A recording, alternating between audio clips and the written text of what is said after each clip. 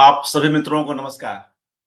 साथियों, आप सभी जान रहे थे कि आज अनामकाजी पर चल रहे एकाग्र की दूसरी कड़ी में गीता श्री जी को बोलना था। वे उनके रचनाकार व्यक्तित्व पर अपनी बात रखने वाली थी, मगर कुछ तकनीकी कारणों से अ, हम लोग इसको लाइव कर नहीं पाए।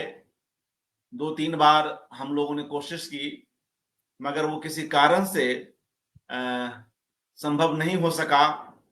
अब जब यह संभव हुआ है, तो कुछ विलंब हो गया है, तो गीताश्री जी से बातचीत हुई।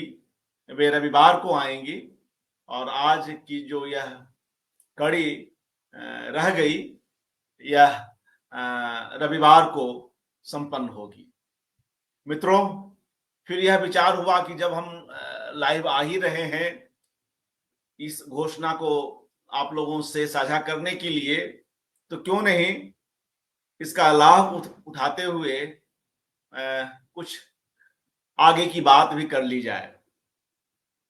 यद्यपि कल शिवदयाल जी ने आईना साज उपन्यास पर विस्तार से बात की, संयोग से यह कि मेरा भी अनामिका जी के उपन्यास आईना साज पर लिखना हुआ, जो साहित्य समर्था जयपुर में प्रकाशित हुआ। साहित्य समर्था का वह अनामिका जी पर केंद्रित विशेषांक था। वह लंबा आलेख है। बाद में समालोचन जो ब्लॉग है अरुण देव जी की ओर से संचालित, उसमें उसी लंबे आलेख का एक संपादित अंश प्रकाशित हुआ। तो मैं सोचता हूं कि आज के इस दिन को भी खाली क्यों जाने दिया जाए, और जब तकनीक विलंब से ही सही हमारे साथ है, तो आईना साज उपन्यास पर लिखे अपने आलेख को यहाँ पर पढ़ता हूं, आप लोगों की अनुमति लेते हुए। मित्रों, आईना साज एक महत्वपूर्ण उपन्यास है। कई विचारकों ने, लेखकों और आलोचकों ने अपने हिसाब से इस कृति पर लिखा है। मैंने भी कोशिश की है। मैं इसे किस रूप में देखता हूं, सुने। आईना साज का आईना। कवि और गद्यकार अनामिका के उपन्यास लेखन की कड़ी में उनका उपन्यास आईना साज अपनी एक विशेष जगह रखता है।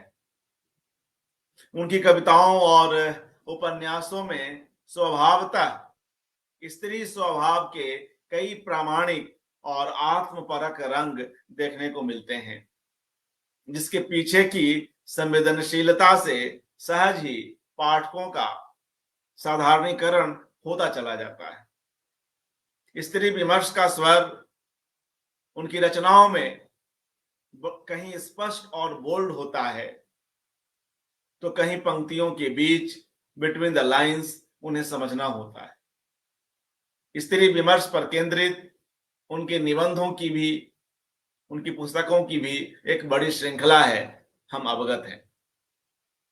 स्त्री निश्चय ही उनकी रचनाओं में केंद्रीय स्थान रखती है। यह बात उनके उपन्यास आईना साज पर भी लागू है। वैसे भी जीवन की कोई सच्ची और दुनियावी कथा स्त्रियों को शामिल किए बगैर कैसे कही जा सकती है। आईना साज में मित्रों, अनामिका ने बड़ी ही सरल और प्रवहमान मगर काव्यात्मकता, अनुभवजन्यता और दार्शनिकता से संपृक्त भाषा में कथा का नैरेटिव प्रस्तुत किया है। उनके कथा कविता जगत में अक्सर मैं देखता हूं कि स्मृतियां बहुत सघनता और अपनापे से प्रस्तुत होती हैं। ऐसा लगता है जैसे वे उन्हें सालों साल संभालती, बचाती चलती आई हों और उन्हें धीरे धीरे बड़े जतन से लोगों के समक्ष खोलती चलती हूं। ऐसी स्मृतियों की सघनता हमें उनके इस उपन्यास में भी देखने को मिलती है। एक लड़की या कहें छोटी बच्ची के चोरी छिपे मुंह में देर तक दबाकर रखे गए लेमन जूस के खाने से कथा की शुरुआत होती है। देखिए शुरुआत भी क्या खूब। संजीव जी स्वागत है। और जो मित्रगण देख रहे हैं, देवांशु पाल जी जुड़े हुए हैं और कुछ एक मित्र हैं जिनके नाम और जिनकी प्रतिक्रियाएं आ रही हैं, उन्हें लेते हुए मुझे भी खुशी हो रही है। उन्हें जोड़ता हुआ देख मुझे भी अच्छा लग रहा है। आगे पढ़ता हूं। एक लड़की या कहें छोटी बच्ची के चोरी छिपे मुंह में देर तक दबाकर रखे गए लेमन जूस के खाने से कथा की शुरुआत होती है। ग्रैंड कैनियन की भौगोलिक प्राकृतिक सुंदरता के वर्णन से उपन्यास में वर्तमान का आगमन होता है। पात्र क्रमशः पन्नों पर उतरते चले जाते हैं और हमारा उनसे परिचय बढ़ता चला जाता है। सूत्रधार कथावाची का सपना है। उसके कुछ निकट के दोस्त हैं, सिद्धू उर्फ मानस की और उसकी पत्नी महिमा। उन दोनों की बेटी रम्या है। रम्या गूंगी है। उससे महिमा स्वयं काफी उदास रहने लगी है। जाहिर सी बात है, मां की पीड़ा अपनी बेटी को लेकर। मानस कथावाची का सपना से न सिर्फ अपने परिवार की बल्कि मध्य एशिया की समस्याओं पर और अमेरिका के प्राकृतिक सौंदर्य पर चर्चा करता है। वह कभी कैलिफोर्निया से कथावाचिका को वहां के चित्र भेजता है और वहां की जगहों के बारे में बतलाता है। इधर डॉक्टर नफीस हैदर सपना के पति हैं और वे पेशे से डॉक्टर हैं। वे अपनी पत्नी सहित अपनी पुश्तैनी हवेली में पहली मंजिल पर रहते हैं। उसी हवेली में नीचे उनकी क्लिनिक है और परित्यक्त समूहों से आए बच्चों का आवासीय विद्यालय भी। इस विद्यालय को नफीस के अब्बा ने खोला था। संक्षेप में कुछ कथा को यहां पर रखते हुए साथियों, यह उपन्यास कुछ खंडों में विभाजित है। चल खुसरो घर आपने, अर्थ खुसरो कथा, सिद्धू उर्फ मानस आदि। जैसा कि हमने ऊपर के कुछ अंशों में इसकी चर्चा भी सुनी। यह पूरा उपन्यास सपना के मुख से कहलाया गया है। इसमें बहुत सारे पात्र हैं जिनमें से अधिकांश के साथ लेखिका द्वारा पूरा निर्वहन किया गया है। सपना के जीवन के संघर्ष को क्रमवार बहुत रोचक तरीके से ठहर ठहर कर चित्रित किया गया है। सपना के पिता की कश्मीर में एक बम विस्फोट में मौत, बिहार और दिल्ली में उसका यौन शोषण, उसका ड्रग का शिकार होना, सूफी गायक सिद्धू द्वारा उसे इस नशे से मुक्ति दिलाने का प्रयास करना, उसकी नफीस हैदर से शादी का होना, ये तमाम प्रसंग उपन्यास में कुशलता पूर्वक उकेरे गए हैं। उपन्यास की कथावाचिका सपना अपने जीवन में तमाम तरह के अच्छे बुरे रंगों को देख चुकी है। अतः जो उसका वर्णन है, नैरेटिव्स है, उसमें सहज ही एक आत्मदग्धता और उससे व्युत्पन्न दार्शनिकता दिखती है, जो भोगे हुए का ताप है। जिनमें आज जब हम दलित विमर्श की बात करते हैं या स्त्री विमर्श की बात करते हैं, तो ये जो तमाम उस पीड़ा से, उस श्रेणी से जो गुजरे हुए लोग हैं, हम यहां उनके दर्द को समझ सकते हैं। आगे पढ़ता हूं मित्रों। आगे मुझे बस 1 मिनट का मौका दें। जी, यहीं पर एक पुस्तक का भी जिक्र आता है उपन्यास में, जो कैसे सपना के युवा मन को संस्कारित करता है, उसे दृष्टि और सोच की उदारता देता है। देखिए, जो हमारा अपना भोगा हुआ जीवन है, वह अपनी जगह है। लेकिन जब हम कई कई तरह की पुस्तकों की दुनिया से संबंध जोड़ते हैं, ज्ञान संसार में, ज्ञान सागर में गोते लगाते हैं, तब अपने उन अनुभवों में कहीं ना कहीं एक समृद्धि आती है। उसको किस तरह से रखें, इसकी सलाहियत आती है। और विश्व के अलग अलग हिस्सों में जो लोग इन समस्याओं से या ऐसी तकलीफों से गुजर रहे हैं, उनको देखते हुए अपने दर्द के साथ जीने की, उससे निकल बाहर आने की प्रेरणा भी मिलती है। एक बड़ा समानुभूति का एक बड़ा संसार इससे निर्मित होता है। तो जिस पुस्तक की यहाँ पे चर्चा हो रही है, जो सपना के युवा मन को संस्कारित करता है, उसकी दृष्टि और सोच को उदारता देता है, मित्रों, वह पुस्तक दरअसल एक उपन्यासिका है जिसे ललिता चतुर्वेदी के पिता ने लिखा है। अब धीरे धीरे हम लोग इस गहन उपन्यास के शिल्प पर भी चले आ रहे हैं। यह पुस्तक एक उपन्यासिका है जिसे ललिता चतुर्वेदी के पिता ने लिखा है। सपना बताती है, यह पूर्वाग्रह तोड़ने में इस छोटी सी उपन्यासिका का हाथ भी है, जो एमए में हिंदी माध्यम के छात्रों को गुलाम वंश और उसके बाद का इतिहास पढ़ाने वाली मेरी शिक्षक ललिता चतुर्वेदी ने यह कहकर हमें पढ़वाया था कि इससे उस समय का जनजीवन और बाद का सूफी मानस समझने में हमको मदद मिलेगी। मध्यकाल की और आधुनिक काल की कथा को किस तरह से जोड़कर कहा जाए, इसके लिए क्या तरीके अपनाए जाएं, हर कथाकार अपने हिसाब से उसका संधान करता है। अलका सराबी अपने तरीके से करती हैं, अनामिका अपने तरीके से।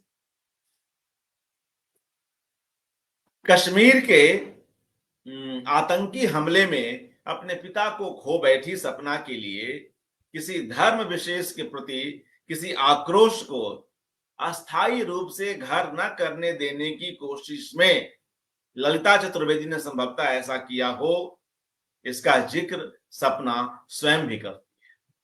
यह जब हमारे परिवार का कोई व्यक्ति किसी धार्मिक उन्माद का शिकार होता है, तो स्वाभाविक रूप से कई बार हम उद्वेलित होते हैं।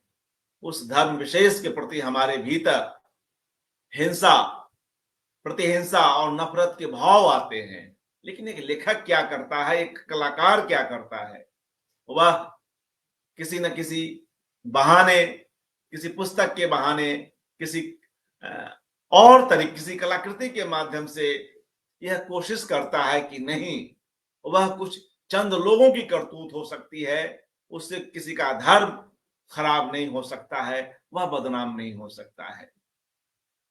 हिंसा का जवाब हिंसा नहीं हो सकती। नफरत के बदले में हम नफरत करते चलेंगे तो यह दुनिया रहने लायक नहीं रहेगी।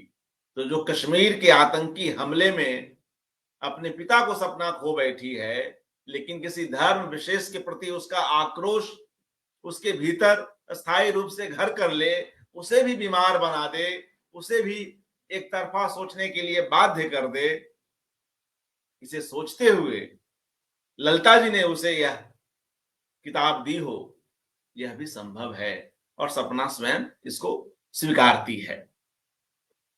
ललिता सपना को एक लंबा पत्र लिखती है, ललिता चतुर्वेदी, जिसके साथ वे उस उपन्यासिका की छाया प्रति उसके लिए भिजवाती है। साथ ही मुजफ्फरपुर से दिल्ली तक की अपनी यात्रा का भी जिक्र करती चलती है। आगे हम और बात करेंगे इस उपन्यास की कथा को लेकर। भाषा पर आते हैं। इस उपन्यास की भाषा हमें प्रभावित करती है। यहाँ बांग्ला, अंग्रेजी सहित हिंदी की बोलियों के कई शब्द आए हैं, जिनसे उपन्यास का भाषिक, भौगोलिक और सांस्कृतिक कलेवर काफी खिल गया है। पृष्ठभूमि में अमर खुसरो की कहानी है। जिनके साथ इस उपन्यास के कई पात्र अपनी एक मेवता महसूस करते हैं और अमीर खुसरो की जीवन दृष्टि कहीं ना कहीं उन्हें अपनी जीवन दृष्टि भी लगती है। मित्रों की प्रतिक्रियाओं का स्वागत है। दिवांशु पाल जी, नमस्कार। और हमारे साथ आलोक कुमार मिश्र जी, रवि भूषण पाठक जी, शिवदयाल जी आदि जुड़े हुए हैं। सभी को नमस्ते। भाषा की बात कर रहा था। कविता करने वाली और सपना से स्नेह रखने वाली उसकी शिक्षिका ललिता उपन्यास भी लिख रही हैं, कविता भी लिख रही हैं, पढ़ा तो रही है। अपने को उसी सूफी परंपरा से जोड़कर देखती हैं।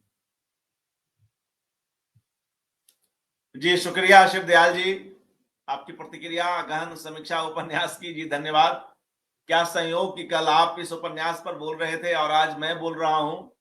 यद्यपि आज गीताश्री उनके रचनाकार व्यक्तित्व पर अपनी बात रखने वाली थी, लेकिन 2-3 बार तकनीकी बाधा के कारण अब वे रविवार को आएंगी, अपनी बात रखेंगी। तो इसलिए मैं अपने इस आलेख को आज यहाँ पर रख रहा हूं ताकि समय का सदुपयोग हो और हमारी ओर से कोशिश होती है किसी एकाग्र में कोई भी दिन नागा ना जाए, खाली ना जाए। पढ़ता हूं। शिवदयाल जी आप जुड़े हुए हैं, अच्छा लग रहा है। जी तो मित्रों, ललिता जो शिक्षिका हैं, सूफी परंपरा से जोड़कर अपने आप को चल रही है। दूसरी तरफ कथाबाज का सपना है जिसका जीवन गरीबी और नशा के बीच गुजरा है। सपना का जीवन निश्चय ही बड़ा मतलब कारुणिक रहा है, मगर वह हार नहीं मानने वाली है। इसे हम आगे देखेंगे।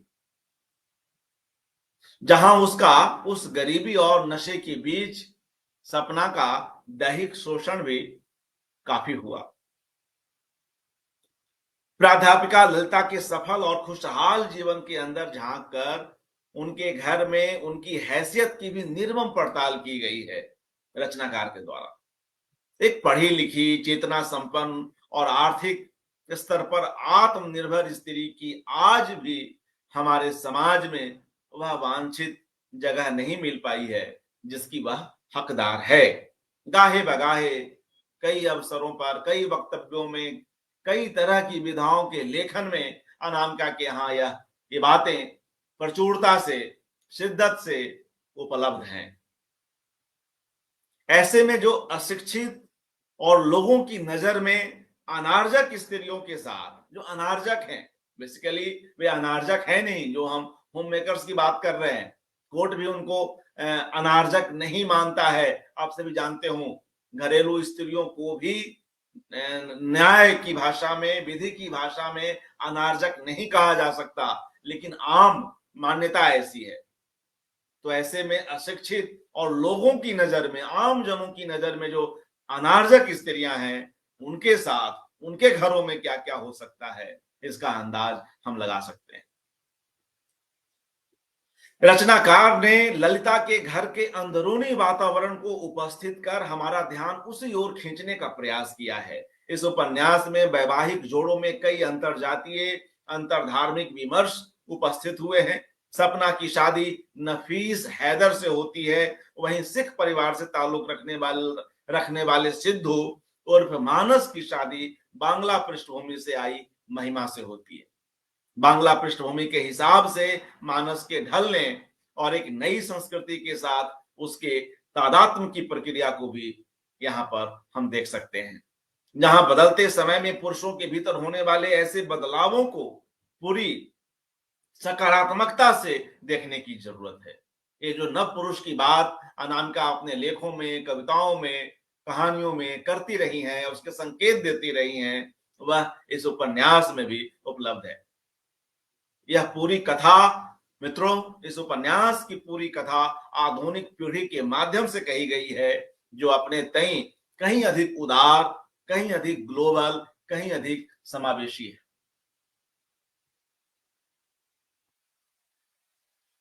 दोस्तों के लिए कुछ ठोस करने के कई प्रेरक प्रसंग भी यहां देखने को मिलते हैं। सपना ने इप्टा के नामी गिरामी नाट्य निर्देशक रहे अपने ससुर के माध्यम से इप्टा के उतार चढ़ाव की यात्रा को भी दिखाया। देखिए कैसे शिल्प की बुनावट होती है, उसका निर्माण होता है। इप्टा भी है, उपन्यासिका भी है, और तमाम उधर कश्मीर का की धर्म संचालित हिंसा है, उसके बीच एक स्त्री का, एक लड़की का दैहिक शोषण है, नशा है, और इन सब के बावजूद व्यक्ति के भीतर सकारात्मकता को कैसे बचाई जाए, इसकी जद्दोजहद भी रचनाकार करता है। वह यह सब गढ़ता है। बहुत कुछ समाज में है, बहुत कुछ वह कल्पना में लाता है, अच्छी और बुरी चीजों का समन्वय करके एक रास्ता निकालता है। कई सांस्कृतिक साहित्यिक गतिविधियों को कि उनकी प्रासंगिकता को बनाए रखने की ऐसी कई चुनौतियों का यहाँ उचित ही संकेत किया गया है। इससे क्या होता है कि यह जो पूरा युग है, जो उपन्यास में वर्णित है, उसका परिवेश सामाजिक, सांस्कृतिक, राजनीतिक और आर्थिक स्तर पर पूरी सघनता के साथ उभर कर आ पाता है। आगे बढ़ते हैं इस उपन्यास के साथ। समकालीन कथा तो है ही, जिसकी चर्चा भी आपने सुनी, मगर इस कथा के अतिरिक्त यहाँ एक मध्यकालीन कथा है।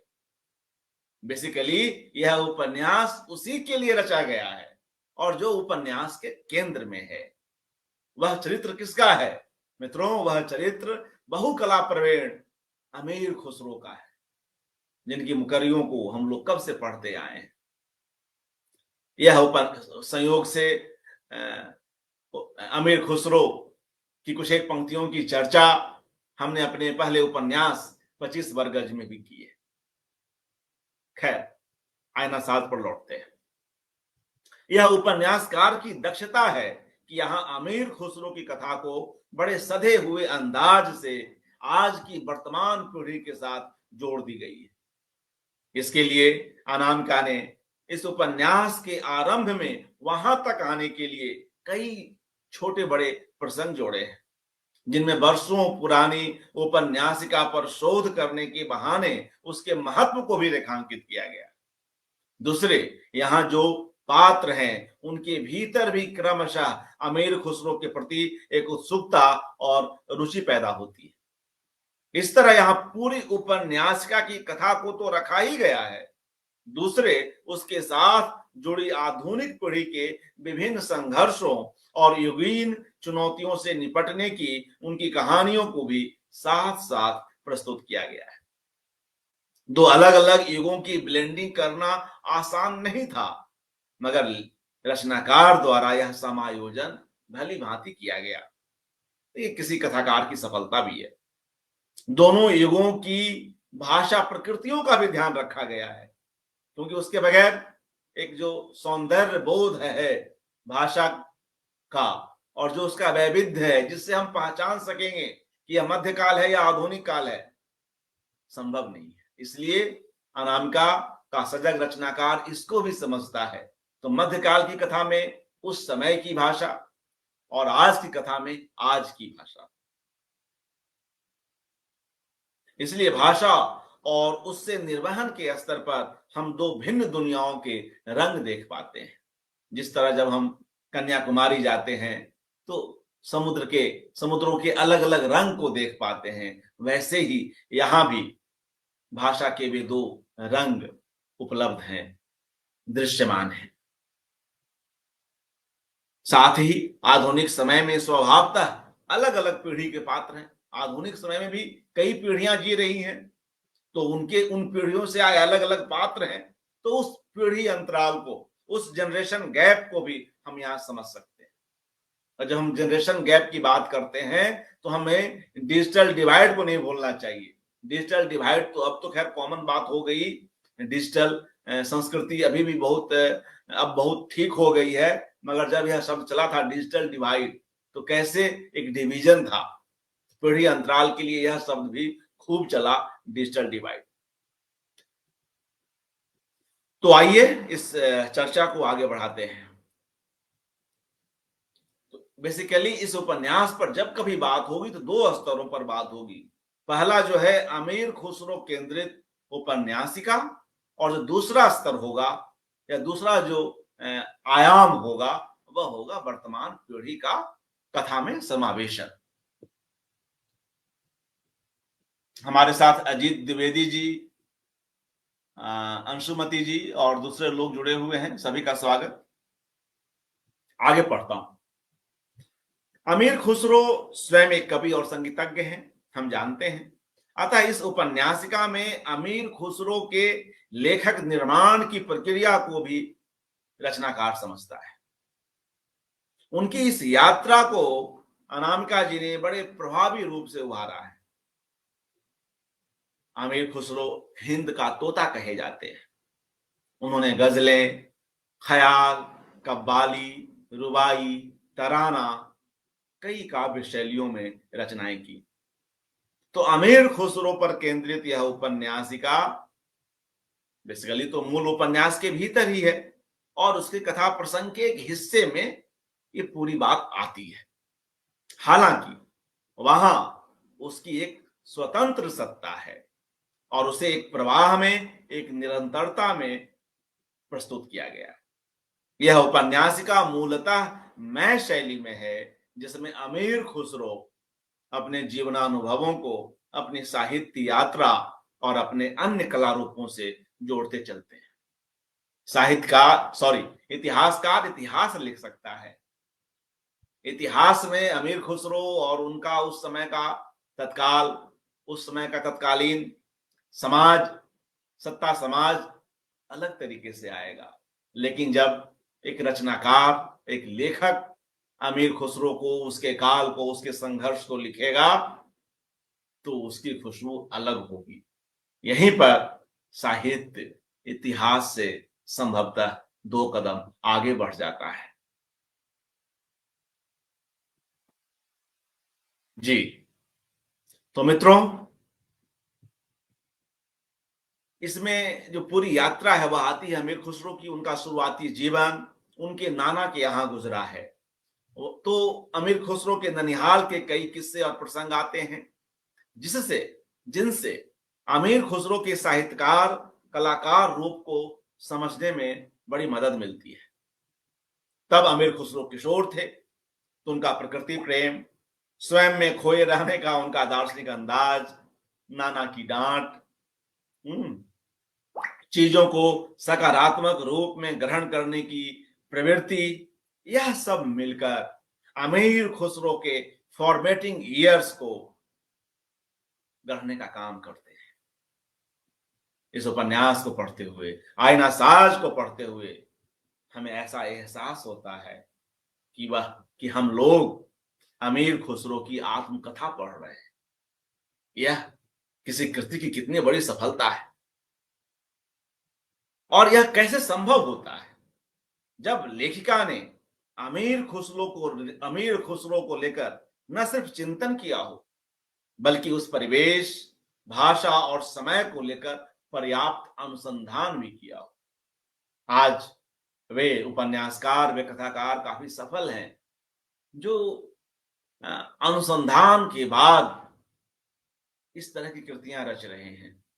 मगर अनुसंधान की जो कहिए कि क्या कहेंगे उसको, अनुसंधान से कई बार सहजता और सरसता प्रभावित होती है, वह ना हो इसकी भी आवश्यकता है। जो रिसर्च की जो शुष्कता है कि अनुसंधान करते हुए हम इतिहास की ओर न चले जाए, हम सीधे सीधे अपनी बात न रखने लगे, ऐसे कई उपन्यास भी आ जाते हैं, तो वहां वह बात नहीं बनती है। उसमें कलात्मकता का, सर्जनात्मकता का समावेशन आवश्यक हो जाता है, जो यहां है।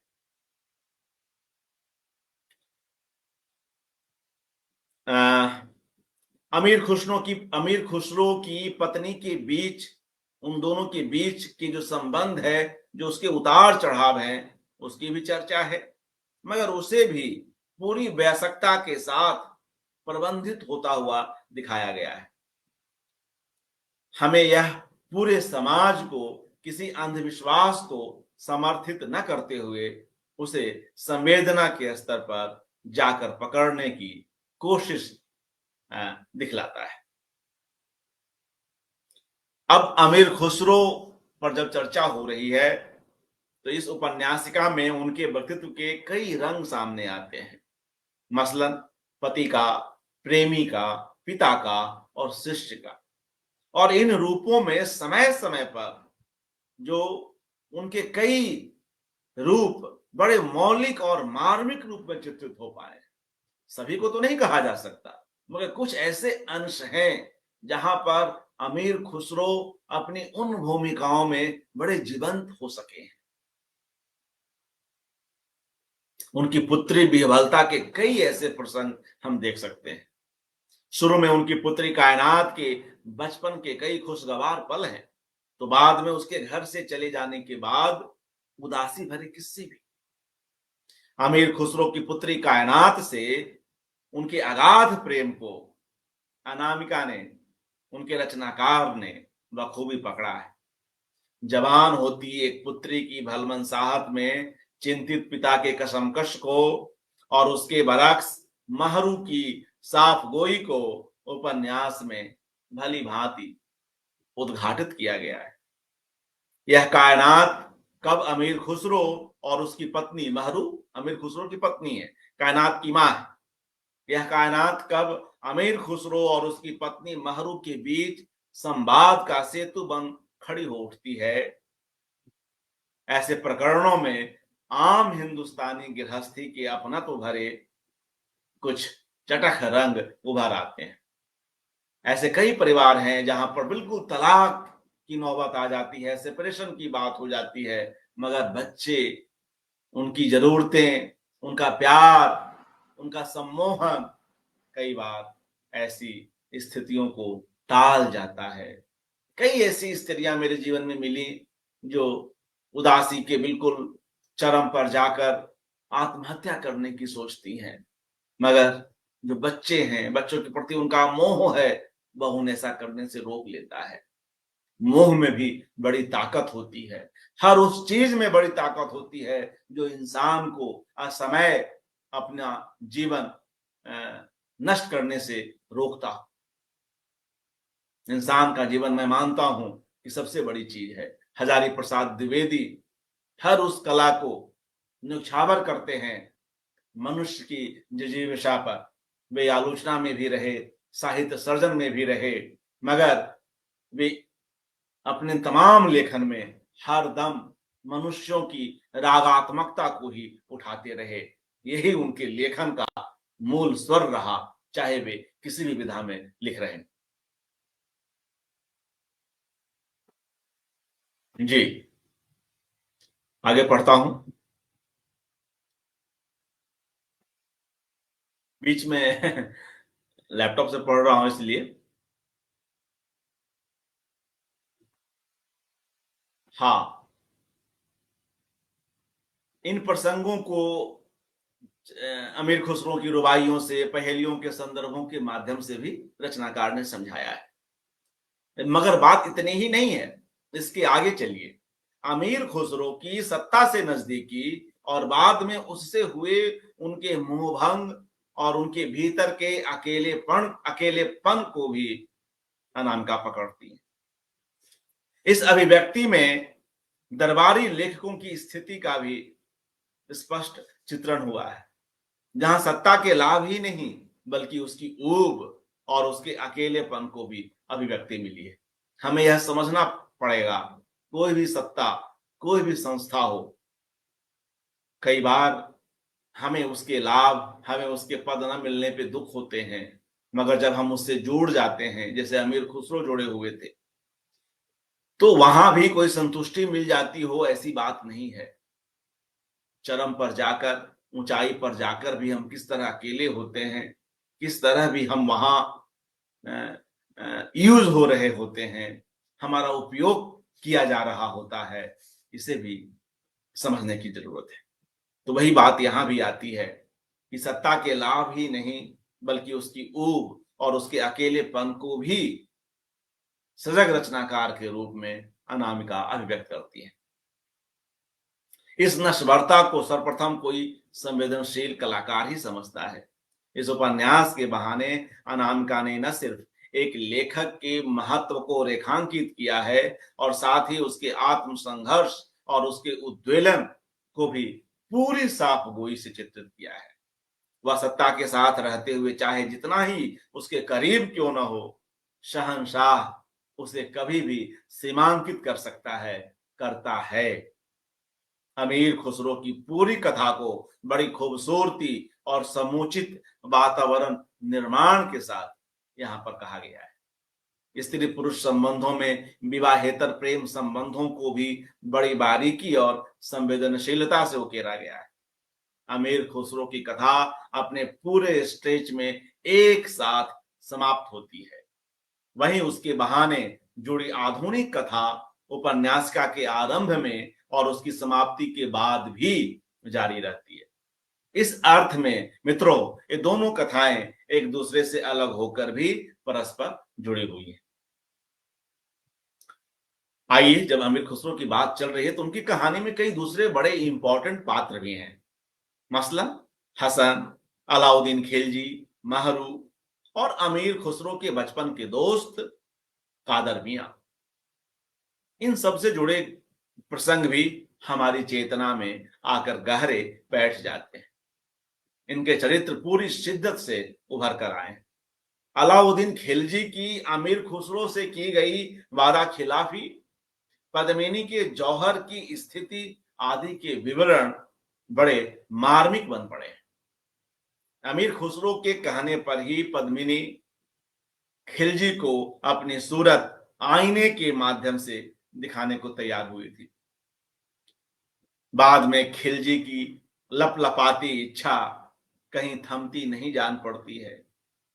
अमीर खुसरो से किए वादे को खिलजी भुला बैठता है और अंततः क्या परिणाम होता है?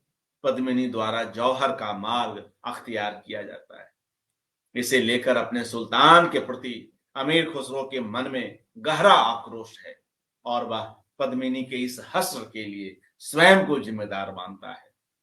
अनामिका ने अमीर खुसरो के भीतर के इस अंतर्द्वंद को भली भांति पकड़ा है।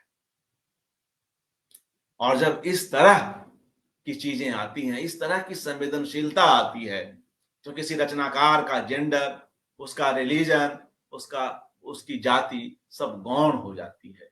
वह सिर्फ मनुष्य रह जाता है। वह पुरुष, कोई स्त्री रचनाकार किसी पुरुष के अंतर्द्वंद को समझ सकती है, कोई पुरुष किसी स्त्री के अंतर्द्वंद को समझ सकता है। फिर सारे विमर्श एक तरफ हो जाते हैं जब मनुष्य पूरी ईमानदारी के साथ किसी को समझने की कोशिश करे, जैसे अनामिका अमीर खुसरो को समझने में कर रही है। स्त्री को अपनी संपत्ति मानकर चलने वाली पुरुष मानसिकता की बखिया भी उधेड़ी गई है। जौहर करने से पूर्व पद्मिनी अमीर खुसरो को पत्र लिखती है, जिसमें वह अमीर खुसरो को किसी अपराध बोध में आने से मना करती है। वहीं वह नागमती के प्रति जाने अनजाने स्वयं के द्वारा हुए अन्याय को स्वीकारती हुई उसकी और रत्नसेन के पुनर्मिलाप की कामना भी करती है। एक कलाकार होने के नाते अमीर खुसरो के भीतर की संवेदनशीलता इन स्त्रियों से कहीं गहरे तक प्रभावित है। निश्चय ही अमीर खुसरो के मन में ऐसी स्त्रियों के प्रति अगाध आदर भाव है। यहां इस उपन्यास में आईना साज में सर्वधर्म समभाव की जरूरत पर भी काफी बल दिया गया है, जिसमें स्वयं शहंशाह की पत्नी मलिका को भी इसके प्रचार प्रसार में संलग्न दिखाया गया है। आज धार्मिक संकीर्णता जिस तरह से बढ़ती चली जा रही है, दुखद है। अलग अलग हिस्सों में अनावश्यक है, कोई सेंस नहीं है। धार्मिक उदारता और समभाव की जरूरत उतनी ही तीव्र हो गई है। ईरान की राबिया फकीर का जिक्र भी कई बार आता है। सूफी मान्यता से प्रभावित और समाज की सेवा और कल्पना और उसके आध्यात्मिक उत्थान में संलग्न और अपने इस काम के प्रति समर्पित एक भरी पूरी जमात दिखाई पड़ती है जो अंधेरे में रोशनी की मानिंद हमारे सामने प्रकट है। अमीर खुसरो के निजामुद्दीन औलिया से संबंध बड़े गहरे और आत्मिक रहे हैं। अमीर खुसरो पर निजामुद्दीन औलिया का प्रभाव सर्वाधिक है। उन दोनों के बीच हर तरह की साहित्यिक, आध्यात्मिक, सांस्कृतिक चर्चाएं होती हैं। उस संबंध की रूहानियत और उसकी ऊंचाई को इस उपन्यास में लाया गया है। अमीर खुसरो की रचनाएं दरअसल निजामुद्दीन औलिया की दार्शनिक और सूफी संदेशों के साहित्यिक रूपांतरण ही तो है मित्रों। अगर हम देखें तो अमीर खुसरो की रचनाएं दरअसल निजामुद्दीन औलिया की दार्शनिक और उनके जो दार्शनिक और सूफी संदेश हैं उनके साहित्यिक रूपांतरण ही तो हैं। इस उपन्यास में आज की जरूरत सांप्रदायिक सद्भाव पर केंद्रित विषय बड़ा इस उपन्यास को बड़ा खास बनाता है और इसके लिए लेखक ने, रचनाकार ने ग्लोबल परिदृश्य और मध्यकालीन समय को संग संग मिला दिया है। गुड़िया भीतर गुड़िया की तर्ज पर उपन्यास भीतर उपन्यास के रूप में गढ़कर उसे आधुनिक पीढ़ी के साथ जोड़ते हुए उसे समसामयिकता का महत्व भी प्रदान किया गया है। हम जानते हैं समाज में कई धाराएं एक साथ चल रही होती हैं, अच्छी बुरी दोनों। कई निजी और सामूहिक प्रयास भी चल रहे होते हैं। इन प्रयत्नों से समाज के भाईचारा की भावना को संबल मिलता है और उसके लिए अनुकूल माहौल भी तैयार होता है। सारी बुरी चीजें ही समाज में नहीं हो रही है, ये बातें यहां भी आती। अब हम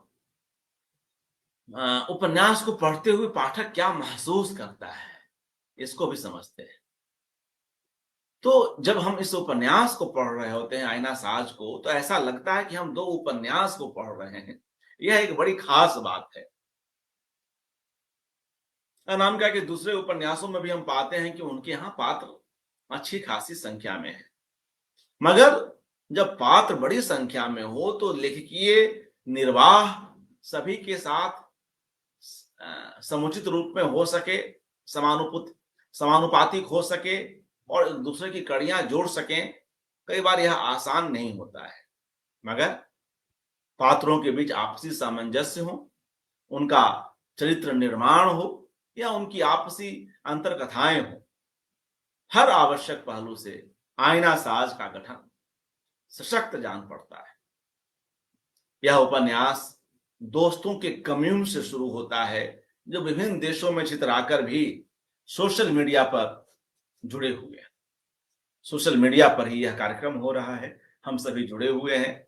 और आजकल मैं पाखी में प्रति संसार नाम से एक कॉलम भी लिख रहा हूं। आप सभी को खुशी होगी कि लगभग 1 साल होने को आ रहे हैं इस कॉलम को लिखते हुए। अच्छा लग रहा है। इस बहाने भी कई सारे कार्यक्रमों को देखने, समझने का, उन्हें डॉक्यूमेंट करने का मौका भी मिला। तो मैं पाखी का और उनके संपादक मंडल का शुक्रगुजार हूं, उन्होंने मौका दिया। पंकज शर्मा जी हों, अपूर्व जी हों, सभी का धन्यवाद भी करता हूं। तो खैर बीच बीच में कुछ अवान्तर प्रसंग आ जाते हैं कुछ मेरी कमजोरी भी कहें या कुछ आत्ममोह भी कहें, जो कहें। आगे चलते हैं। इस उपन्यास हमने बात यह की मित्रों कि यह उपन्यास दोस्तों के कम्यून से शुरू होता है जो विभिन्न देशों में छितराकर भी सोशल मीडिया पर एक दूसरे से जुड़े हुए हैं।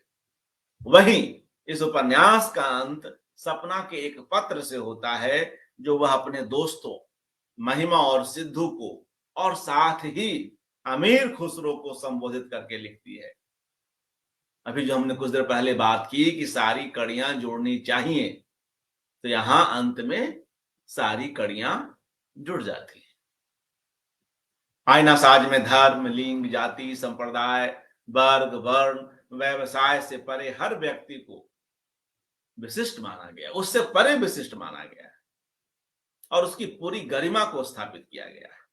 यह वजूद के विश्वास को रूपायित करने वाला उपन्यास है। सूफी संप्रदाय की कई स्थापनाओं से प्रभावित इस उपन्यास में धर्मों, वर्गों और जातियों के बीच आवाजाही है और उनकी पारस्परिकता में ही मनुष्यता की सार्थकता को समझा जा सकता है। हम अकेले अपने आप को काट कर कुछ नहीं हैं। हम सिमट कर रह जाएंगे, हम सिर्फ प्राणी हो जाएंगे।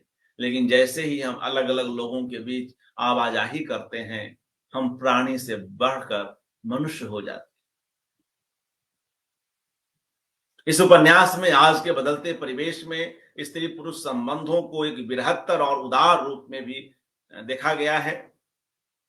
स्त्री पुरुष के बीच की दोस्ती को एक रूहानी ऊंचाई प्रदान की गई है। यहाँ उदार पुरुष का स्वरूप आता है, जिसकी चर्चा हमने पहले भी की और जिसे हम सिद्धू के रूप में ज्यादा संगठित होकर देख पाते हैं। वह एक तरफ जो सिद्धू नामक जो एक उदार पुरुष है, जो रचनाकार का एक मतलब की जो सोच है, उसकी सोच से गढ़ा हुआ नव पुरुष, तो सिद्धू जो है एक तरफ सपना को संभालने में पूरा सहयोग करता है, वहीं दूसरी तरफ अपनी मूक बधिर बेटी और उससे बुरी तरह प्रभावित अपनी पत्नी महिमा को भी संभालता है।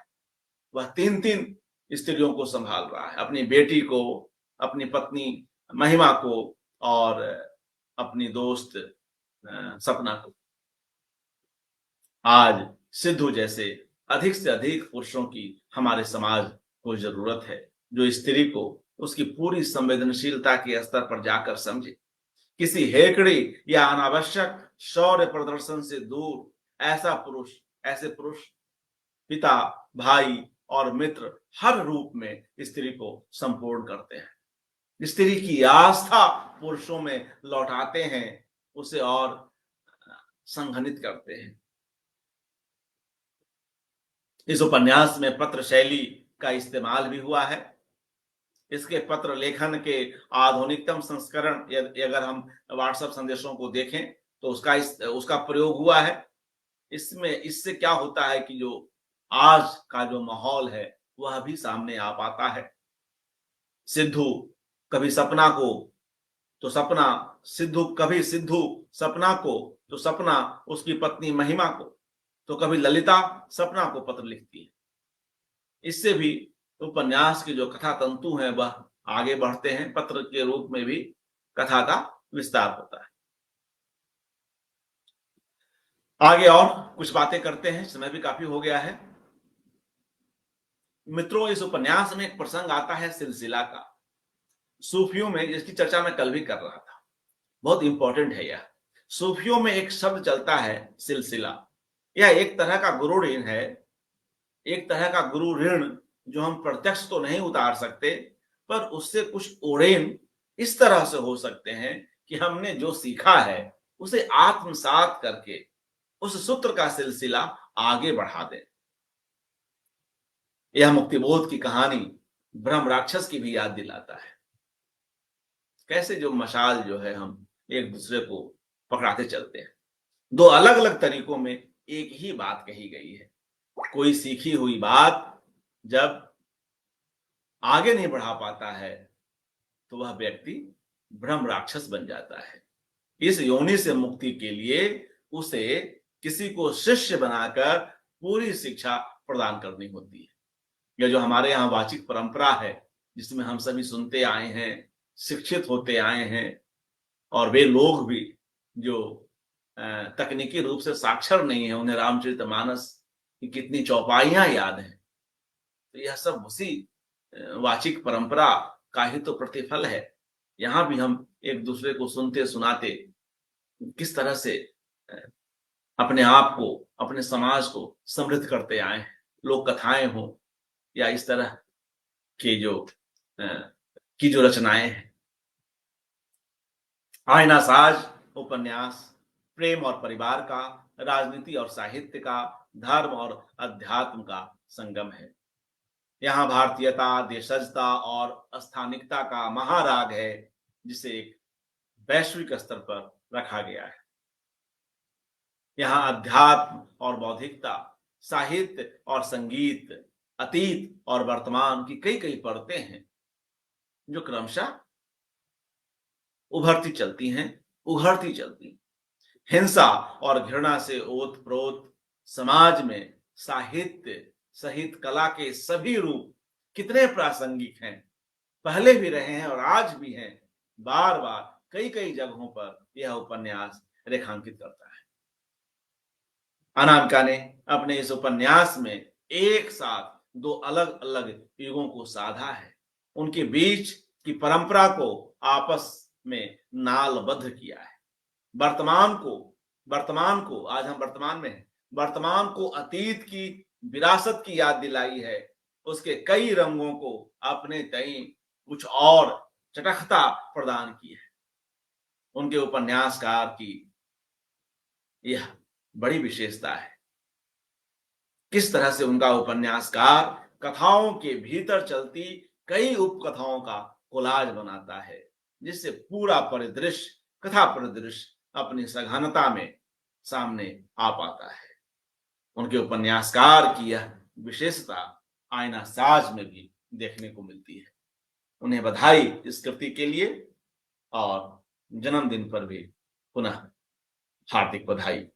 कल हम फिर मिलेंगे मित्रों। आज यह अप्रत्याशित रूप से कार्यक्रम हुआ, क्योंकि आज तो हम गीताश्री जी को सुनने के लिए उपस्थित हुए थे, मगर संयोग कुछ ऐसा, और मुझे इसके लिए खेद भी है, लेकिन एक संतोष भी है कि कुछ न कुछ हो सका। मैं अपने इस काफी पहले लिखे, जब यह उपन्यास आया ही था आईना साज को, तब इस किताब पर लिखा था साहित्य समर्था के लिए, और बाद में समालोचन पर भी यह उपलब्ध है। एक दो शोधार्थियों ने इसका उपयोग कहीं कहीं किया भी है, ऐसी सूचना मिली थी। तो अच्छा है कि आज भी कुछ न कुछ हो सका, और मैं अपने इस आलेख को आप सभी के बीच इसका वाचन कर सका, मुझे भी संतोष है। मधु मेहता जी, रविंद्र कुमार जी, रविभूषण पाठक जी, सभी मित्रों का धन्यवाद, और जो लोग जिनके नाम नहीं भी ले पा रहा हूं, आप सभी का हार्दिक आभार। अनामिका जी पर यह एकाग्र जारी है। कल एक नए वक्ता के साथ मिलते हैं, और कल मैं अपनी कोई चीज नहीं पढ़ूंगा। शुक्रिया, शुभ रात्रि।